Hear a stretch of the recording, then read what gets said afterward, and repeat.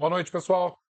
Começando mais uma live de quartas, o nosso espaço virtual do Centro Espírita Naim Montes de Castro, nosso celeiro de luz. Que Jesus nos abençoe e que possamos unir os nossos corações a esse mestre que nos ama tanto, que nos oferece tanto também e que nos pede tão pouco. Espero que todos estejam muito bem e hoje vamos dar prosseguimento ao segundo capítulo do livro Grilhões Partidos, o segundo livro da série de Manuel Filomeno de Miranda, Espírito, psicografado por Divaldo Pereira Franco, o médium baiano que nos deixou há pouco tempo, mas também nos deixou um legado enorme de palestras, de livros, de ensinamentos e principalmente de exemplo. A Mansão do Caminho é um exemplo que realmente tem um significado enorme no coração do espírita. Mas antes de iniciarmos, vamos dar aquela olhadinha para ver quem está aqui, darmos o nosso boa noite. Socorro, ótima noite, Socorro, que Jesus abençoe você. Espero que você esteja muito, muito bem, hein, Socorro. Carla Pimenta, ótima noite, Carla. Que bom que você está aqui conosco mais uma vez. Que Jesus também abençoe você, abençoe sua família.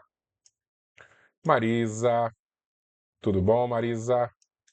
Espero que você esteja muito bem, tá, minha querida? Jesus te ilumine sempre. Elisa, ótima noite, Elisa. Que Jesus abençoe você, sua família. Se Deus quiser, amanhã estaremos juntos. Denise, para você também uma ótima noite. Que Jesus abençoe você, toda a sua família. Lúcia Regina, uma ótima noite. Vou até colocar meu óculos aqui, porque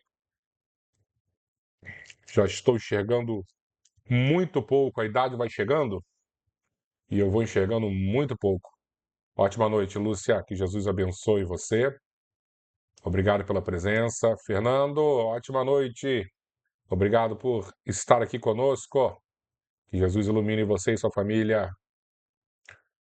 Maria Terezinha, ótima noite. Que Jesus também te ilumine. Obrigado pela presença e aquele beijo especial no seu neto que eu gosto tanto. Oi, Neia, ótima noite também. Obrigado também pela presença, tá? Que Jesus ilumine você. Laura, amanhã, se Deus quiser, estaremos juntos, Laura. Semana passada eu faltei ao nosso encontro e um motivo totalmente mundano, Copa do Mundo, que coisa feia. Mas amanhã, se Deus quiser, estaremos juntos. Jesus te abençoe, tá, minha querida? Márcia Guimarães, ótima noite, que Jesus abençoe você e sua família. Obrigado pela presença. Albertinho, meu querido amigo e irmão, sempre junto, sempre dando força, cooperando. E as pessoas vão chegando e nós já podemos iniciar. Vamos fazer uma breve introdução e depois começamos a leitura desse segundo capítulo, que é um pouquinho mais longo do que o primeiro. O primeiro, semana passada, foi bem curtinho, né? Mas essa semana, esse capítulo é um pouquinho maior. Vamos lá. Então, como alguns já sabem, o nosso capítulo de hoje é sobre a loucura, né? Deixa eu ver que mais duas pessoas chegaram aqui. Ô, Silvinha, ótima noite, que Jesus ilumine você, minha querida. E Tereza, ótima noite também, que bom que você está aqui. Que Jesus abençoe você, que você esteja muito, muito bem, tá? Sempre orando por você, minha querida amiga. E como eu estava dizendo, o nosso capítulo de hoje, o nosso segundo capítulo do livro, é sobre a loucura. E Manuel Filomeno de Miranda vai dar uma mergulhadinha nesse tema tão complexo, né? Falar algumas coisas interessantes para ir já preparando a história que está no início e ele vai começar a apresentar as questões espirituais. E, como o tema é essa insanidade mental, né? Acredito que todos nós já experimentamos, não exatamente uma loucura profunda, mas existe até um título de um dos livros de Divaldo com Manuel Filomeno de Miranda, falando sobre as fronteiras da loucura, né? E muitas vezes nós somos um pêndulo e chegamos bem perto da fronteira da insanidade, voltamos para a normalidade. E isso é legal porque nos apresenta a nossa fragilidade como seres humanos. Todos nós somos muito frágeis, né? Somos muito suscetíveis às doenças, e por que não as doenças também do psiquismo, né? As doenças da mente. E mais uma vez, existem diversas gradações. Não estou dizendo que nós vamos enlouquecer, não é isso. Mas às vezes a nossa vida fica tão conturbada e que nós perdemos a nossa paz, nós perdemos o nosso discernimento por um certo momento, e faz parte, é normal. E nós precisamos, de alguma maneira, entender como buscar novamente essa sanidade. E esse livro vai nos apresentar essas fórmulas, né? Vai nos envolver em pensamentos mais nobres, em causas mais espiritualizadas. Isso justamente nos traz para a sanidade, nos traz para normalidade das nossas vidas. E é por isso que todo mundo deveria ter um momento de reflexão, um momento de meditação, um momento de oração, que eu acho que é o ápice da reflexão, o ápice da meditação, quando nós nos conectamos com o Criador, quando nós entramos em sintonia com Jesus, com os bons espíritos. Essa é a nossa busca.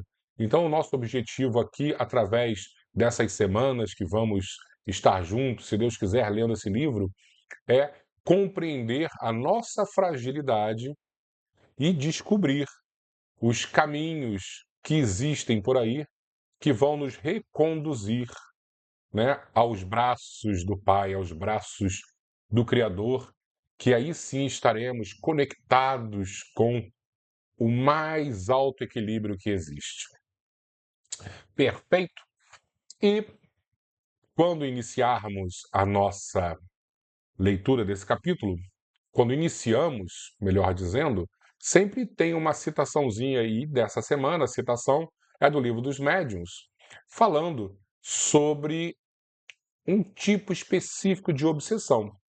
E eu gostaria de passar um tempinho bem curtinho, já que nós já conversamos tanto sobre obsessão, principalmente nas introduções desses livros, mas eu achei legal a gente gastar mais um tempinho para trazer esse tema novamente para as nossas vidas e essa maneira mais formalizada de apresentar a questão obsessiva.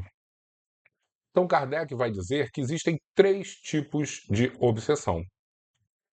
Uma que é mais simples e a última que é muito mais complexa, e no meio do caminho, essa que é como se fosse a migração do resfriado até a pneumonia. A migração da simplicidade de uma conexão mental com os espíritos, que seria a obsessão simples, até realmente a nossa perda de controle, que seria a possessão. Kardec só não dá o nome de possessão justamente porque ele não acredita, os espíritos fizeram entender, que não existe esse controle total dos espíritos em relação às nossas vidas. Existe uma influência muito forte e que, em vez de estarmos possuídos, estamos subjugados, tá? Então ele chama de simples e o último estágio, a subjugação. E no meio do caminho, a fascinação, quando a nossa mente começa a se perder tanto em meio a pensamentos que são exteriores, né, de outras inteligências que querem nos dominar, e onde a gente não consegue mais discernir o que é certo e o que é errado. Então nós estamos fascinados. E o que é legal, que ele nos apresenta essas 3 características no livro dos Médiuns. Então, quando ele faz essa explanação, né, ele delimita esses 3 casos, ele está falando, num primeiro momento, sobre mediunidade. Então, se você é um médium, vamos imaginar Chico Xavier, né? Que tinha aquela mediunidade enorme, esplendorosa. Um espírito chega e vai se comunicar através da psicografia de Chico Xavier. Chico Xavier vai escrever.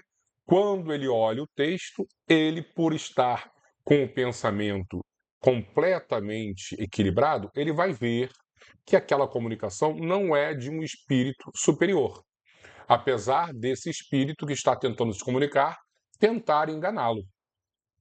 Esta seria, então, uma definição dentro da mediunidade da obsessão simples, quando um espírito tenta nos enganar, mas nós conseguimos compreender, porque estamos com o pensamento com muita claridade, e a gente vê, lógico que esse espírito aqui não é um superior, ele é um espírito muito atrasado, ele está falando aqui para tentar me enganar, mas eu percebo.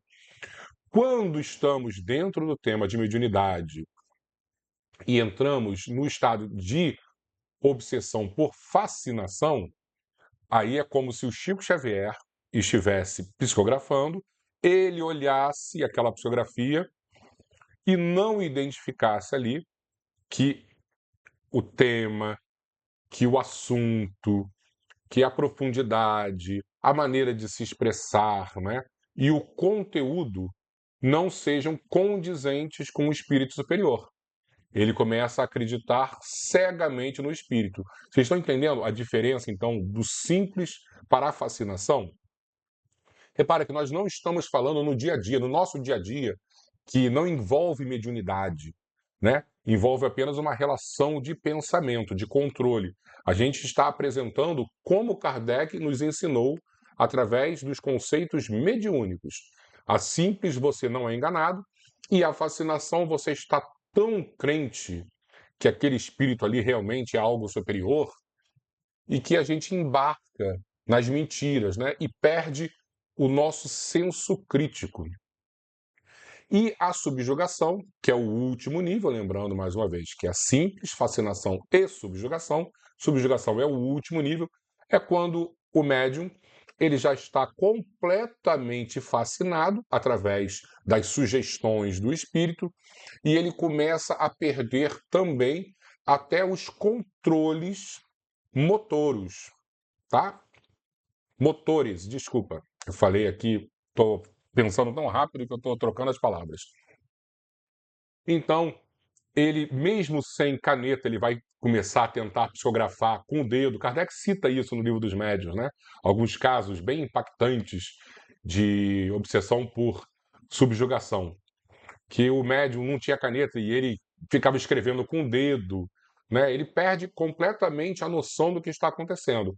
A pessoa realmente chega nessa fronteira da loucura.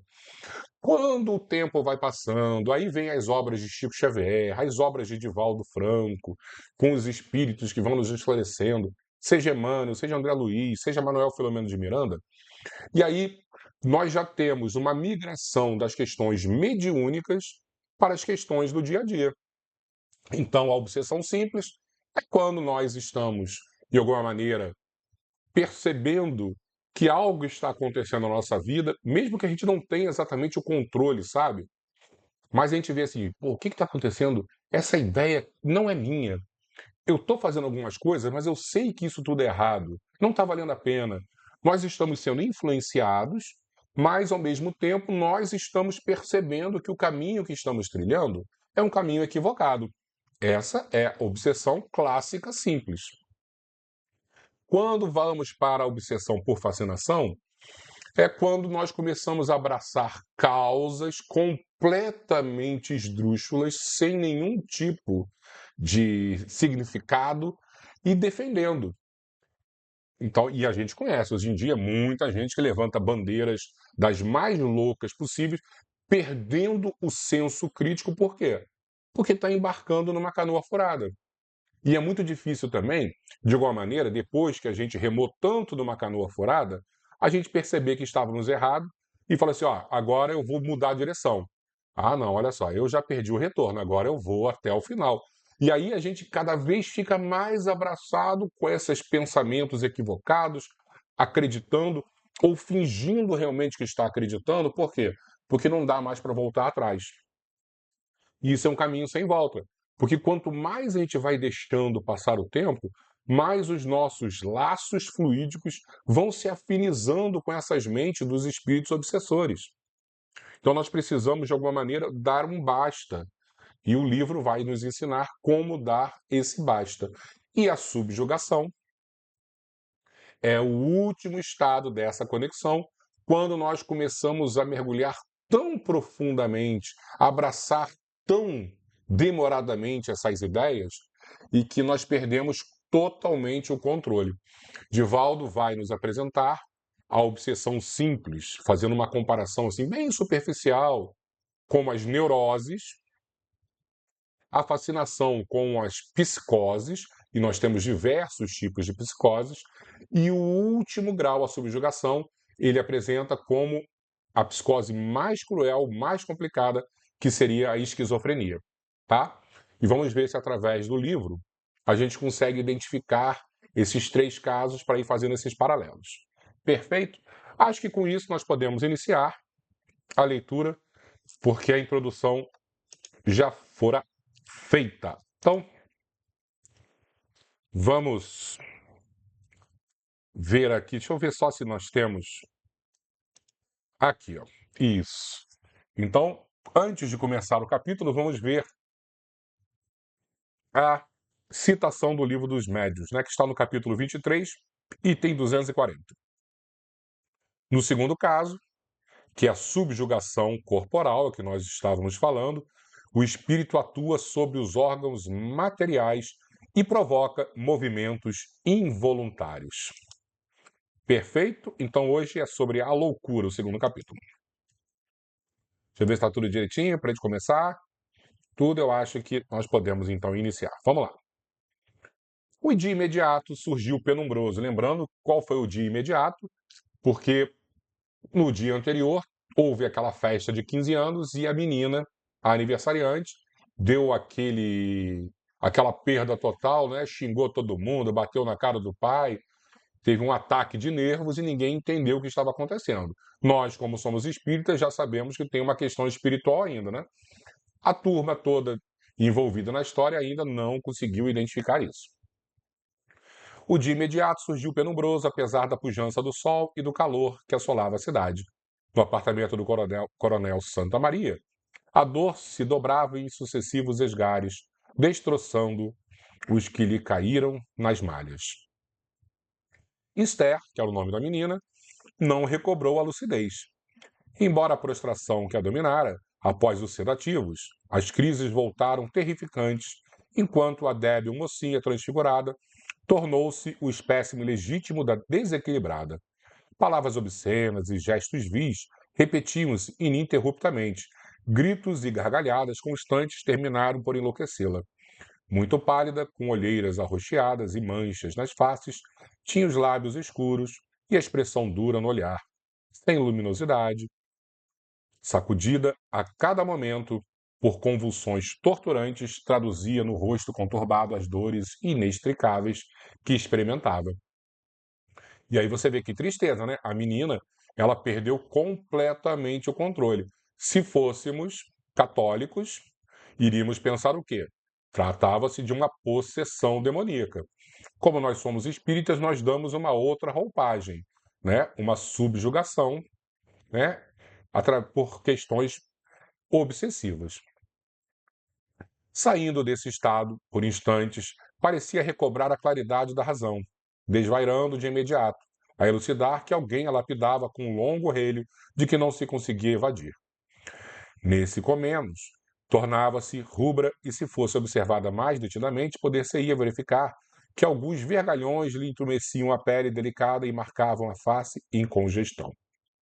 Logo retornava ao desequilíbrio, ao sarcasmo, e as ofensas se sucediam mordazes como se as fúrias a estivessem cavalgando. O clínico, facultativo de larga experiência, durante a primeira crise ocorrida à noite, elucidara que, se houvesse recidiva, seria de todo conveniente convidar um especialista, um psiquiatra em doenças nervosas, pois tudo indicava tratar-se de uma crise histeropata, com agravantes para um longo curso. Aquele, dissera, era o período de transição, né, adolescência, em que se fixam os caracteres da personalidade e nos quais desbordam as expressões da sexualidade em maior intensidade. E aí já começa a trazer as questões que Freud apresentara lá no início do século XX. E, como bom discípulo das doutrinas freudianas, olha ele aí, teceu considerações sobre a libido, e sua ação enérgica nas engrenagens da emotividade. Então, sem querer desmerecer Freud, né? Mas Freud ficou preso em questões sexuais, questões da libido, né? A medicina, a psiquiatria, ela começa a se transformar através das décadas e décadas, e o espiritismo vem, como uma cereja do bolo, apresentar que existe uma outra realidade, muito mais profunda, e que nós não podemos ficar somente nas questões fisiológicas. Nós temos que entrar também nas questões espirituais para resolver. Os pais, alarmados, não sabiam exatamente como proceder. Convidado, porém, o médico da família, esse confirmou literalmente a diagnose do colega. Tratava-se de um problema histérico, com alarmantes sinais tendentes e complicações mais graves. O psiquiatra se fazia necessário. E nessa época, tudo era histeria, né? E dentro de um preconceito ainda, de um machismo, só as mulheres eram histéricas. Né? Indicada eminente autoridade em psiquiatria, o tratamento teve início no próprio lar, sem que diminuísse os sintomas do desequilíbrio ou se modificasse o quadro patológico, como se desejar. O estado da enferma se tornava cada vez pior, enquanto se eliminavam as resistências físicas, pois que recusava qualquer alimentação, sistematicamente sendo necessário aplicar-lhe indispensáveis medicações tônicas de sustentação orgânica à força. Transcorrido 3 dias sob carinhosa assistência especializada e familiar, sem que qualquer resultado fosse lobrigado, o psiquiatra aconselhou o internamento em casa de saúde relevante, onde poderia aplicar técnicas próprias, a par de isolamento do grupo doméstico, em que certamente estavam as causas inconscientes dos traumas e distonias que a impediam de retornar ao campo da lucidez. Inconsoláveis, os pais aflitos aqueceram, aceitaram, né? Levaram a menina, internaram a pobrezinha. Sob forte sedativo, Esther deu entrada no sanatório localizado em Recanto Bucólico e Praieiro do Rio de Janeiro, onde as perspectivas de recuperação de saúde pareciam auspiciosas. Lembrando que era uma família com bastante recursos financeiros, então o local devia ser um local bem tranquilo. Mas sabendo que nem todos têm essa sorte e às vezes vão para lugares tão terríveis, abandonadas pela própria família, né? As pessoas deixavam o paciente lá, o filho, o que fosse, na porta de um hospital psiquiátrico e olha só, fica aí, garoto, e não volta nunca mais para casa não, porque você não tem jeito, era assim a realidade, né? Sem embargo da utilização dos melhores recursos da moderna psiquiatria, a jovem paciente reagia negativamente em alucinação demorada, irreversível. Dia a dia registravam-se distúrbios novos, e no monólogo da distonia não cessava de referir-se à vingança, à imperiosa necessidade de lavar a desonra com o sangue da imolação de uma vítima, à justiça demorada, mas sempre oportuna ao desforço pessoal. 1 mês transcorrido e a psicopata era frangalhos. Lembrando que na época em que foi escrito esse livro, não existia muita a distinção entre psicopata e pacientes com psicose, né? Então hoje a gente pode ler, em vez de psicopata, psicopata tem hoje um outro significado. A pessoa com uma questão relacionada à psicose, ela perde o vínculo com a realidade. E o psicopata não perde o vínculo com a realidade. O psicopata, ele não tem empatia, não tem sentimento de culpa. São coisas diferentes. Então, quando a gente ler aqui psicopata, entender assim como um paciente com umas questões graves na área da psicose, tá? O tratamento a que se sempre resistia se lhe oferecia um aspecto de vitalidade superficial, já que com o corpo volumoso, graças às drogas que lhe eram ministradas, a realidade expressava a ânsia que dela se apossara totalmente. Não mais voltar à lucidez, por mais amplas fossem as tentativas experimentadas. A técnica do eletrochoque, olha, essa época antiga também, né? As pessoas tratavam com o eletrochoque, não produziu na primeira série qualquer resultado. Pelo contrário, fila ebetada, ficou ali prostrada, né? Como aquela super depressão que você não consegue sair da cama. o que poderia parecer um recuo da loucura, quando, em verdade, ante a impossibilidade de reações nervosas em face das pesadas cargas assimiladas, frenava temporariamente o desalinho psíquico. Os genitores desesperados não sabiam para que apelar. Sem informação religiosa segura, acostumados à tradição e ao convencionalismo da fé, coisa que muitas das vezes nós somos, mesmo espíritas, às vezes a gente fica lá achando que Deus é responsável, que fulano de tal é responsável, e a gente começa a olhar a nossa fé não de uma fé com esperança, né? Mas uma fé com transferência de responsabilidades. Eles entregaram-se a orações formuladas por palavras que redundavam em exorbitantes exigências à divindade, sem que conseguisse lenir o coração na prece confortadora, no intercâmbio salutar com as fontes geradoras da vida, objetivando apenas a cura da filha, mediante o concurso da oração de que se utilizavam, como alguém que, por meio da prece, paga um imposto a Deus e de tal mistério desagradável se desobriga. Infelizmente, não possuíam o hábito superior, e aí sim, né, do dulçuroso convívio da meditação, em que se aurem expressões de vida e paz indispensáveis ao equilíbrio no carro somático, né, no corpo físico, retornando das experiências e vilegiaturas religiosas com o espírito ressequido e o sentimento revoltado. Surda mágoa contra tudo e todos lhes aumentava o aniquilamento íntimo. Feridos no orgulho e esmagados na suscetibilidade, a que se dão apreço na terra das frivolidades, passaram a experimentar sentimentos controvertidos em relação à própria filha, motivo de aflição que os compungia. E aí, que tristeza, né? A pessoa está passando por essas dores, tal, tal, tal, e aí você fica tão desesperado que você vai culpar Deus, que você vai culpar, às vezes, o próprio paciente, né, a própria filha, né? Isso é muito triste. Enquanto o tempo se dobava, uma aceitação mórbida, parasitária e indolente foi criando situação apática no lar, como já ocorria entre os facultativos que assistiam a jovem no sanatório. Dos cuidados iniciais, insistentes e imediatos, a uma tácita compreensão de que tudo se estava a fazer, veio o diagnóstico alarmante e irreversível: esquizofrenia. Se hoje, vai falar que a simples palavra ainda hoje constitui aparvalhamento libelo, né? E aí, quando a gente fala hoje, em 2026, esquizofrenia é algo assim tão pesado, tão difícil de tratar, imagina décadas e décadas atrás.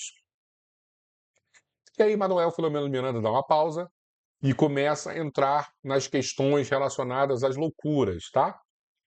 Não obstante as excelentes experiências realizadas pelo eminente psiquiatra americano Dr. Sakel, em Viena, nos idos de 1933, quase 100 anos atrás, olha quanta coisa já mudou, cujos resultados apresentou a 3 de novembro daquele ano, através da convulsoterapia, em que aplicara o metrazol, depois a insulina, abrindo as portas ao eletrochoque a partir de 1937, após um congresso psiquiátrico em Roma, ocasião em que os preeminentes doutores Bini, Kalinowski e Serletti chegaram à conclusão da excelência do método do choque controlável, capaz de produzir a anoxemia sem qualquer perturbação para o aparelho circulatório. Particularmente, a bomba cardíaca, do que resultaram admiráveis contribuições à saúde de diversos psicopatas, né, esquizoides, né? Quando a gente lê, mais uma vez, psicopata, aquelas psicoides, né, esquizoides. A distonia esquizofrênica, porém, prossegue sendo dos mais complexos quadros da patologia mental, revelando-se nas 4 fases cíclicas e graves do autismo, hebefrenia, catatonia e paranoia. Eu não sei se hoje em dia, por exemplo, o autismo entra no quadro de psicose, eu acredito que não, porque tudo isso modificou. Mas na época que for escrito esse livro, com certeza era assim. Assim, a loucura, apesar das avançadas conquistas psiquiátricas e psicanalíticas, continua desafiador enigma para as mais cultivadas inteligências. Classificada na sua patologia clínica e mapeada carinhosamente, os métodos exitosos nos pacientes redundam perniciosos noutros, ou absolutamente inócuos, inexpressivos.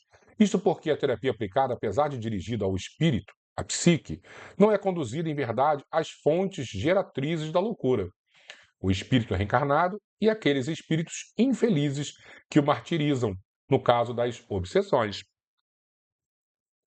Né? Então, muitos, através desse tratamento, né, que eu ainda acho totalmente medieval, né, eletrochoque, naquela época conseguia dar uma melhoradinha, mas outros não, ficavam piores ainda.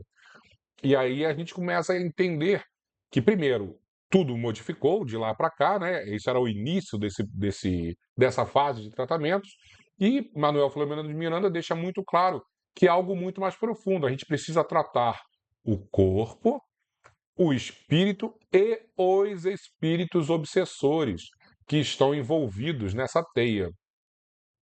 Fixados, no entanto, aos princípios materialistas que esposam, muitos cultores da ciência fecham propositadamente os ouvidos e os olhos às experiências valiosas que ocorrem a cada instante fora dos seus limites, como a desdenhar de tudo que lhes não traga a chancela vaidosa da academia, que não poucas vezes se utilizou do resultado dos fatos observados, fora dos seus muros e fronteiras, para elaborar as bases de muitas das afirmações que ora são aceitas por legítimas.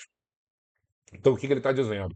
Que a vaidade de muitos pesquisadores não consegue permitir que ideias de fora das academias adentrem, né, nas suas pesquisas e eles comecem a enxergar, por exemplo, que o espírito também faz parte dessa equação.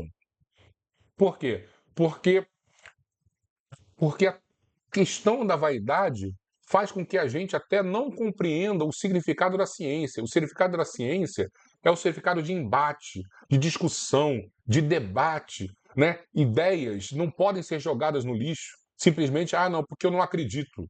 Ok, vamos pesquisar, vamos fazer testes. Isso é ciência, né?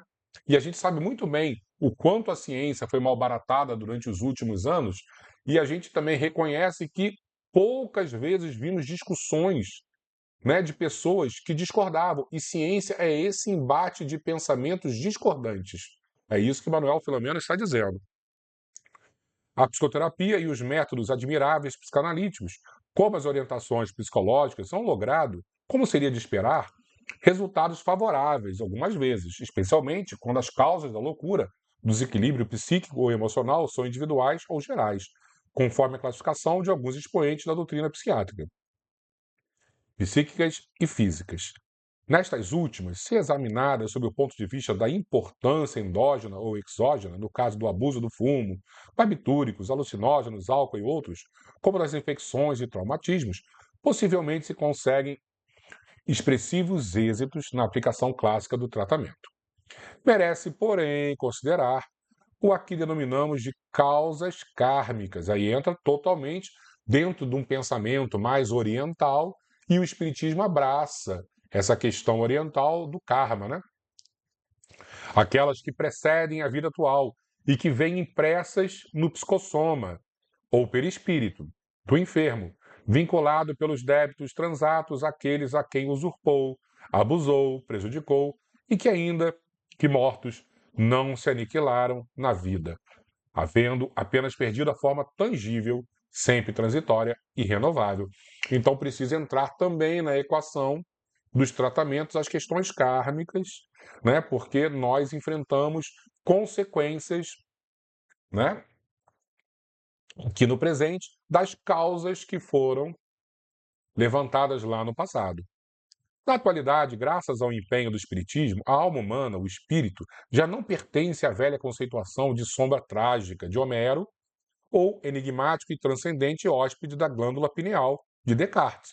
Antes, é um ser perfeitamente identificável, com características e constituição própria, que se movimenta à vontade, edificador do seu destino, graças às realizações em que se empenha.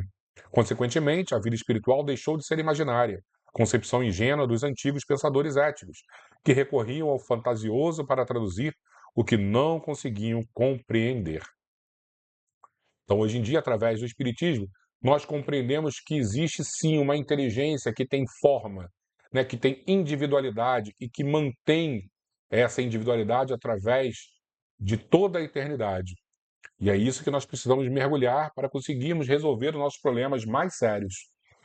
Estruturada em realidades que escapam às denominações convencionais, a vida prossegue em mundos que se interpenetram ao mundo físico ou se desdobram além da esfera meramente humana, ou se fixam a outros centros de força de atração no sistema solar e fora dele, a multiplicar-se pelas incontáveis galáxias do universo. E o ser, na sua viagem incessante, evolui de experiência a experiência, de mundo a mundo, de esfera a esfera, até libertar-se das baixas faixas da sensação, de onde proveio na busca da angelitude a que aspira. O nosso objetivo é a angelitude, mas antes de alcançarmos, nós precisamos deixar para trás todo o nosso primarismo, né?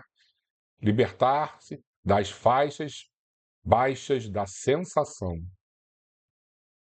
Anti-terapêutica da psiquiatria moderna, que desdenha a contribuição dos conceitos filosóficos e religiosos, isso é muito triste, merece evoquemos o pensamento do Dr. Felipe Pinel. Pinel, né, não foi aquele que era o nome do hospital psiquiátrico famosíssimo aqui no Rio, né? O eminente mestre e diretor do Hospício de Labicet, a cuja audácia muito deve à ciência psiquiátrica. E eu não vou ler aqui o francês, porque eu não sei, né? Cada um pode ler aí do jeito que quiser. Isso porque, da observação empírica à racional, nasceram as experiências de laboratório, que a princípio estribada em conceitos ético-filosóficos, resultantes do acúmulo dos fatos, passou ao campo científico como estruturação da realidade. Entretanto, aferrados ao ceticismo, esses estudiosos da ciência, mesmo diante dos fatos relevantes, permanecem fixados aos conceitos em que se comprazem sem avançar, realizando conotações, comparações com outros resultados procedentes de outros campos, desculpa. Não há muito, por exemplo, o Dr. Wild Penfield, no Instituto Neurológico de Montreal, realizou uma cirurgia cerebral com anestesia local. Percebeu que, estimulando eletricamente determinados centros do encéfalo, fazia que a paciente recordasse lembranças mortas, como se estivesse vivendo outra vez. Em vez de logicar, de raciocinar face à possibilidade de estar diante dos depósitos da memória que o espírito guarda, consubstanciou a velha teoria de que aquela retém as lembranças por um mecanismo de impulsos elétricos, encarregado de registrar todas as ocorrências. Como mais tarde outros pesquisadores encontrassem compostos químicos nas células dos nervos encarregados de tal mistério, conceberam a teoria de que tais arquivamentos são fruto da presença desses compostos, já que os modestos impulsos elétricos que se descarregam com facilidade não poderiam possuir durabilidade para conservar evocações de longa distância, desde o tempo em que as mesmas ocorreram. E ninguém verificou a possibilidade das lembranças de outras vidas, igualmente impressas no cérebro, hoje largamente evocadas mediante a hipnose, provocada como da recordação espontânea, testadas em diversos laboratórios da parapsicologia. E não é só uma lembrança aleatória. Quantas vezes você vai ter uma lembrança, um jovenzinho, uma criança se recorda de algo e de uma cidade distante, de um país diferente, onde pesquisadores vão lá. Aí são pesquisadores sérios, né, que querem investigar, vão lá nessa cidade, vão nesse país e descobrem que realmente na casa existia um fulano que viveu na época tal, tal, tal. E são provas irrefutáveis, né? Mas muitas das vezes nós não queremos nem colocar isso na equação. Por quê? Porque isso não nos agrada, então nós fechamos as portas para essas realidades, e que para mim é um erro gravíssimo. Dia surgirá, porém, em que a doutrina espírita, conforme Nula apresentou Allan Kardec, se adentrará pelos sanatórios, frenocômios, casas de saúde e universidades, libertando da ignorância os que jazem nos elos estreitos da escravidão de uma ou de outra natureza. A semelhança do Dr. Pinel, que libertou das algemas os pacientes de Bicêtre em 1793, e logo depois Esquirol, que fez o mesmo, ensejando uma nova era à terapia psiquiátrica, o Espiritismo também, a seu turno, penetrará nos velhos arcabouços e nas catedrais da cultura, e de lá arrancará os padecentes algemados à loucura, à obsessão, projetando luz meridiana e pujante, sugerindo e aplicando a terapêutica espiritual de que todos precisamos para elucidar o próprio ser atribulado nos diversos departamentos da vida por onde jornadeia. E semana que vem, penosas reflexões.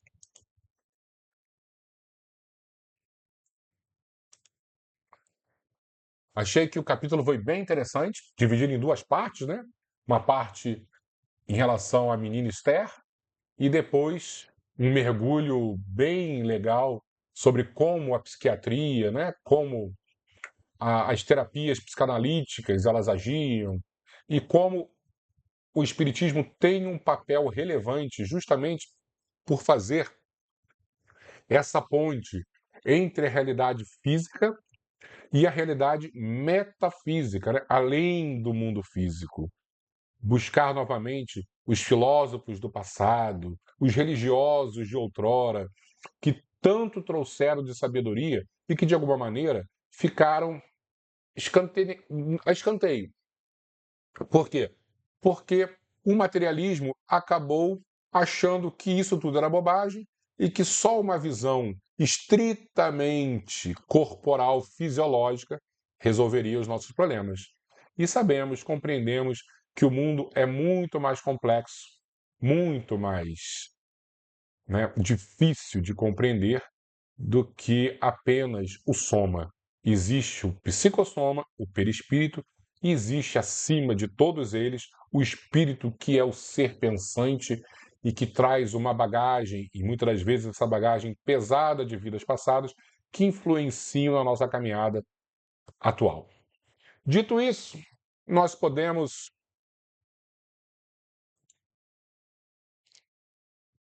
finalizar, porque o, o capítulo foi bem interessante, profundo, e nos dá margem a grandes reflexões, justamente porque o espírita ele tem um papel de relevância, né, fazendo esse reencontro, né, entre a ciência e a religião, porque o espiritismo, ele tem esse tríplice papel: ciência, religião e filosofia. Nenhuma religião que eu conheça tem essas três bases tão fortes e que, de alguma maneira, fazem com que seja tão atual e necessária para a caminhada segura da humanidade. Vamos fazer a nossa prece, então? Copinho d'água, porque os nossos queridos amigos da espiritualidade estão aos nossos lados, buscando essa sanidade mental que nos é tão cara, tão importante, e que às vezes nós saímos, perdemos um pouquinho ela, mas eles trazem a gente de volta, porque eles nos amam profundamente, compreendem as nossas dificuldades, nossas fraquezas, e nos buscam, às vezes, puxando a nossa orelha, né? Às vezes puxando a nossa orelha.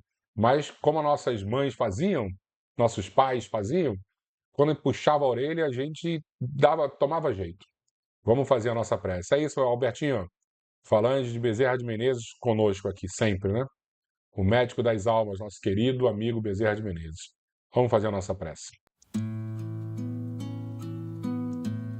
Vamos então fechar os nossos olhos, como de costume, elevar os nossos pensamentos a Jesus e lembrar que o Mestre, há 2000 anos, não apenas curou aqueles com as mazelas físicas, os cegos, os leprosos, os aleijados, mas também libertou todos aqueles que possuíam as dores espirituais, as obsessões, as possessões.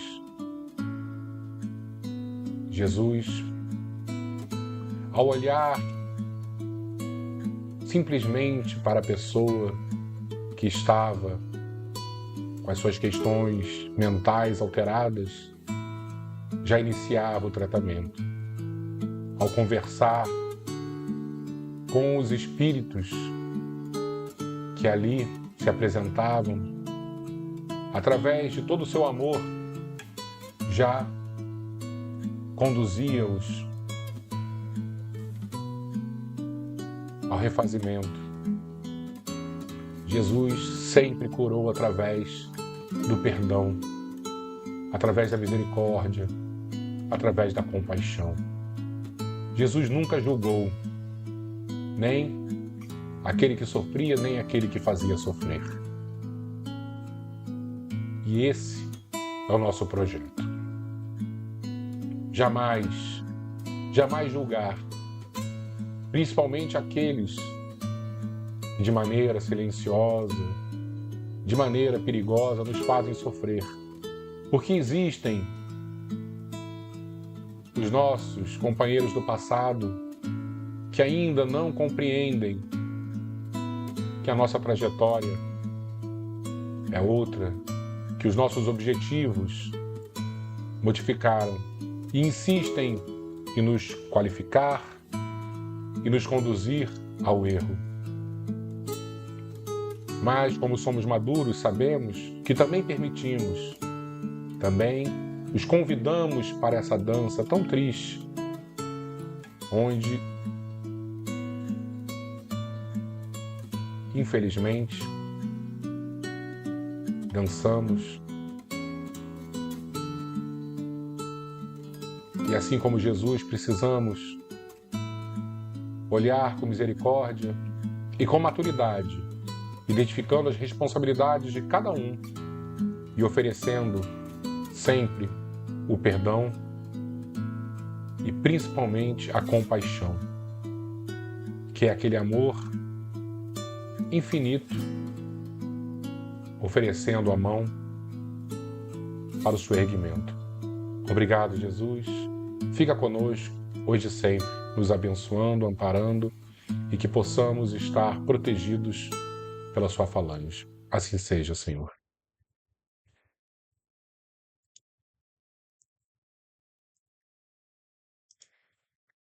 Obrigado, pessoal. Muito obrigado mais uma vez pela presença de todos vocês e que possamos verdadeiramente compreender o nosso papel na Terra, enxergar as nossas limitações, nossas dificuldades, praticar do alto perdão, porque às vezes nós convidamos os nossos obsessores através das nossas fraquezas, dos nossos erros e através também da compaixão, oferecer sempre um bom pensamento, uma boa energia para aqueles que ainda não nos querem bem, mas que logo, logo vão compreender e estarão juntos de todos nós nessa caminhada, porque é assim que a vida funciona. No passado erramos, no presente sofremos e no futuro caminhamos juntos na direção correta. E é isso que nós precisamos, ter a fé em Deus, sabendo que dias melhores virão e eles estão muito próximos de acontecer em nossas existências. Obrigado e até semana que vem, se Deus quiser. Fiquemos com Jesus, fiquemos com Maria e, acima de tudo, fiquemos com Deus Pai. Boa noite a todos.